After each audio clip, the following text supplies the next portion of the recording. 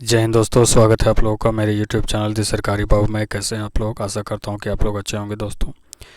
तो दोस्तों finally JSSC CGL का जो वैकेंसी है उसका नोटिफिकेशन जारी कर दिया गया है। 20 तारीख से फॉर्म भराएगा। आप लोगों ने नोटिफिकेशन देख लिया होगा, लेकिन सिलेबस को लेकर के जो पेपर 2 है, जो क्षेत्रीय भाषा जो है, उसको लेकर के बहुत कन्फ्यूजन का स्थिति बना हुआ है छात्रों में। तो आज हम लोग देखेंगे कि जो खोरठा भाषा का जो सिलेबस है कितना चेंज किया गया है, पहले क्या सिलेबस था और उसको किस प्रकार से बदल दिया गया है, कितना चेंज किया गया है और क्या क्या नया पाठ्यक्रम को शामिल किया गया है। यानी कि कुल मिलाकर कहा जाए तो जेएसएससी सीजीएल 2023 का जो वैकेंसी है, तो उसमें खोरठा का क्या सिलेबस रहने वाला है उसको हम लोग देखेंगे। तो चलिए शुरू करते हैं। और अगर आप नए हैं चैनल पर, इससे पहले अगर आप नए हैं चैनल पर तो चैनल को सब्सक्राइब कर लीजिए, साथ में बेल आइकन को प्रेस कर लीजिए, क्योंकि मैं इस प्रकार से एजुकेशन से और वैकेंसी से रिलेटेड इन्फॉर्मेटिव वीडियो लाता रहता हूं। तो शुरू करते हैं। देखिए यहाँ पे सबसे पहले देखिए खोरठा में जो भाषा है उसमें व्याकरण को ऐड किया गया है, जिसमें व्याकरण का जो टॉपिक है कौन कौन सा पढ़ना है। तो खोरठा भाषा का वर्ण विचार पढ़ना है, उसके बाद में संज्ञा पढ़ना है, सर्वनाम पढ़ना है, लिंग पढ़ना है, वचन पढ़ना है, कारक पढ़ना है, विशेषण पढ़ना है, काल पढ़ना है, क्रिया पढ़ना है, समास पढ़ना है, अव्यय पढ़ना है, वाच्य पढ़ना है और वाक्य के भेद पढ़ना है। साथ में विपरीतार्थक और उन्नार्थक शब्द भी पढ़ना है। यानी कि कुल मिलाकर के कहा जाए तो नया सिलेबस में खोरठा भाषा का वर्ण विचार को ऐड किया गया है। और उसके बाद में यहाँ पर देखिए उन्नार्थक शब्द को जोड़ा गया है, वाच्य पढ़ा को जोड़ा गया है और वाक्य के भेद, ये 3-4 टॉपिक को नया जोड़ा गया है इस बार के सिलेबस में। अब आगे देखिए यहाँ पर यह था खंड का खंड का जो था सो क्या था, तो व्याकरण था। अब देखिए खंड खा जो है ये पद्य साहित्य है। पद्य साहित्य यानी कि जो कविताएं हैं उसमें है। तो उसमें जो जो पद्य साहित्य है दोस्तों, तो उसमें खोरठा भाषा के लोकगीत को ऐड किया गया है। और कुल जो लोकगीत को जो ऐड किया गया है, तो इसमें देखिए क्या बोला है कि लोकगीत की परिभाषा इसमें आपको भी जानना है, उसका परिचय जानना है, खोरठा भाषा के लोकगीतों का वर्गीकरण कितने भागों में किया गया है उसको आपको जानना है, और जिसमें 10 ठो आपको विविध लोकगीतों का अध्ययन करना है। जिसमें क्या है तो यहाँ पे आप देख सकते हैं, इसमें संस्कार गीत के अंतर्गत आता है आपका विवाह गीत, सहियारी गीत होता है और छठियारी गीत होता है, ये आपका 3 पढ़ना है। और पर्व त्यौहार गीत में जैसे करम गीत है का 2 पढ़ना है, सोहराई गीत का 1 पढ़ना है। इसमें मिलाकर के 3 है, 3 6 हो गया आपका।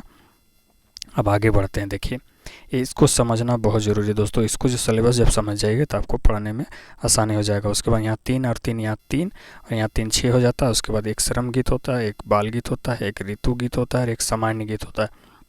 कुल मिलाकर के 10 गीत हो गया। और यहाँ पे आपको बोला था कि 10 विविध गीतों को आपको पढ़ना। उसके बाद देखिए लोक गीतों का बात हो गया और उसके बाद में देखिए यहाँ पे शिष्ट गीत का बात किया। यानी कि लोक गीत और शिष्ट गीत में यही फ़र्क है दोस्तों कि लोक गीत जो होता है इसका लोकगीत पर किसी का आधिपत्य नहीं होता है। ये लोगों के द्वारा जानकारी के आधार पर जो सो लोगों तक ये प्रसार होता रहता है। जबकि शिष्ट गीत होता है ये किसी एक विशेष व्यक्ति का कॉपीराइट होता है, यानी कि आप उस पर अपना अधिकार नहीं जता सकते। तो ये जो शिष्ट गीत भी है वो लोक भाषा का, इसका भी आपको 10 अध्ययन करना है, जिसमें प्रतिनिधि कविताएं हैं और 10 गीत जो है कविताएं हैं।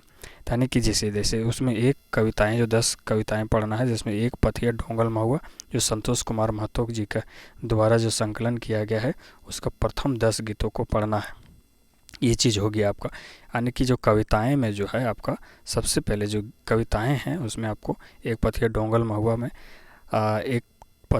महुआ में आपका प्रथम 10 कविताएं को पढ़ना है। तो आपका एक क्लियर हो गया। और दूसरा जो रहेगा आपका वो गीत पढ़ना है कौन कौन सा, तो मांदर बाजे रे बांसी बाजे रे जो सुकुमार के द्वारा लिखा गया है। उसके बाद में बोने पाकले सैया कोयर ये दिनेश देनमणि के द्वारा लिखा गया है। और सोहान लागे रे ये शांति भारती जी के द्वारा लिखा गया गीत को पढ़ना है। उसके बाद कति सुंदर छोटा नागपुर ये दीपक सवाल जी के ऊपर जिन्होंने लिखा उसको पढ़ना है। उसके बाद हमर भारत महान ये अंबुज कुमार जो लिखे हैं उसको पढ़ना है। और मिली के रही है ये प्रदीप कुमार दीपक जी के द्वारा जो लिखा गया है उसको पढ़ना है। उसके बाद में सांझे हासई झिंगा फूल ये महेंद्र नाथ गोस्वामी जी के द्वारा लिखा गया उसको पढ़ना है। उसके बाद 8वां जो है आपका बोन रक्षा जीवन रक्षा ये अनीता कुमारी जी के द्वारा लिखा गया उसको पढ़ना है आपको। और उसके बाद में 9वां है आपका सेवातिक बौड़ी मेला ये सुभद्रा कुमारी जी के द्वारा लिखा गया इसको पढ़ना है। जय माए जननी यानी कि यहाँ पर देखिए आपको यानी कि 10 कविताएं यहाँ पर, यानी कि 10 गीत और आपका ये 10 कविता यानी कि टोटल आपको 10 + 10 यानी कि गीत और कविता मिला करके आपका यानी कि 20 पढ़ना है। और उसके बाद में जब आगे पढ़ते हैं गद्य भाग का हो, पद्य भाग का आपका हो जाता है। पद्य भाग ख़त्म होने के बाद में आपका आता है गद्य भाग का। गद्य भाग जो खंड का है, जो गद्य भाग साहित्य में है, तो उसमें जो है दोस्तों कि खोरठा की जो लोक कथाएँ हैं वो 10 लोक कथाओं को आपको पढ़ना है, जिसमें है 7 भाई 1 बहिन, धनेक धधेनी, बूढ़ा बूढ़ी और 7 पीठा, गुदु पुचू रानी और कौआ, गोहाइल परा, बूढ़ी और ओकर नाती, 2 बिहाग दुर्गति, केतकी फूल, लुरगर बेटी छुआ और खूंटा भीतर चियाँ गोटा। ये आपको पढ़ना है, यानी कि 10 तो हो गया। आप यहाँ पे देखिए टोटल मिला करके आपको 10 लोक कथाएँ को आपको पढ़ना है। और लोक कथाएँ क्या होती हैं, इसकी क्या विशेषताएं हैं, इसको भी आपको जानना पड़ेगा, ज़रूरी है ये। उसके बाद में आ जाती हैं शिष्ट कहानियाँ। देखिए ये जो शिष्ट कहानियाँ हैं दोस्तों, तो आप लोग जो पिछला जो सिलेबस था खोरठा का, उसमें छैयर और सोंध माटी जो पढ़ना था, उसी में दोनों से 4-4 कहानियों को उठा करके यहाँ पे डाल दिया गया है। इसमें छैयर है, बोने क्लोर है, हम जियब कैसे और नावा छोड़ जब जिम्मेदार जो था उसको इसमें रखा गया है, ये छैयर का है किताब से। और उसके बाद में सोंध माटी का जो किताब है उससे रखा गया है, उबार को रखा गया है, जिंदगी डोवानी रखा गया है, ओद दीदा रखा गया और खूब रखा गया है। और नाटक मात्र केवल एक पढ़ना है, चाबी काठी, जो लेखक श्रीनिवास पानूरी हैं। और साहित्य निबंध में केवल 8 निबंध को पढ़ना है। और इसमें एक आपका है भाई बहन के साहित्य निबंध, जो 8 हैं उसको पढ़ना है। और निबंध जो हैं आपका भाई बहन के शुभ्र प्यार के प्रतीक परब करम और फूल कर परब सरहुल और तकर प्रासंगिकता, ये जो बिहान ओहदार सर के द्वारा जो लिखा गया है उसको पढ़ना है। यानी कि आपको जो पिछला सिलेबस में जो आपको निबंध था, जो 8 निबंध थे, आपको 8 पढ़ने हैं। और उसके बाद में निम्नलिखित खोरठा साहित्यकारों के व्यक्तित्व में कृतित्व का निबंध पर निबंध, यानी कि इनके जीवनियों को जानना है, इनका जो कृति हैं, जो उन्होंने रचनाएं की हैं उसको जानना है, जिसमें कौन कौन से भुवनेश्वर दत्त शर्मा व्याकुल जी हैं, श्रीनिवास पानूरी हैं, ए.के. झा हैं, विश्वनाथ दसौंधी राज हैं, विश्वनाथ नागर हैं, विश्वनाथ प्रमाणिक हैं। और उसके बाद श्याम सुंदर महतो, यानी कि जो इनको श्याम के नाम से भी जाना जाता है, तो ये हैं। तो यही है दोस्तों विस्तृत मैंने सिलेबस, तो लंबा वीडियो बना करके आपको बहुत अच्छे तरीके से मैंने समझा दिया, क्योंकि सिलेबस समझना बहुत ज़रूरी है। जब आप सिलेबस समझ जाइएगा तो आपको तैयारी करने में आसानी हो जाएगा। तो फिर और भी ज़्यादा जितने भी सिलेबस हैं उसको भी मैं वीडियो बना दूंगा, साथ में जो खोरठा का पूरा और संपूर्ण जो जितना भी कोर्स है उसको मैं लाने का प्रयास करूँगा।